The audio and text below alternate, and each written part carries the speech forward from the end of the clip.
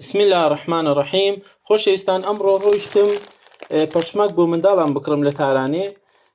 پەشمەکێک یاخود ئێمە هەولێری پێ دەڵێن شائربەنات. ئەو پەشمەکە بە ناوی حاجی عەبدوڵڵایە. حاجی عەبدوڵڵا ئەو پەشمەکە کابرایەکی عاقڵ بووە، هاتووە چی کردووە؟ حاجی عەبدەکەی نووسیوە، 3 نوقتەی کردووە، ناوی خودای لێرە نەنووسیوە، چونکە دەزانی ئەو کاغەزە کە منداڵ ئەو پەشمەکە ئەو شائربەناتە دەخوا فڕێ دەدا لەژێر پێ دەکەوێ، ناشبێ ناوی خوددا بکەوێتە ژێر پێ، بۆیە هاتووە 3 نوقتەی داناوە. ئەوە کارێکی عاقڵانەی کردووە. ئێمە لە هەولێر شوێنێکمان هەیە بە ناوی شێخەڵڵا.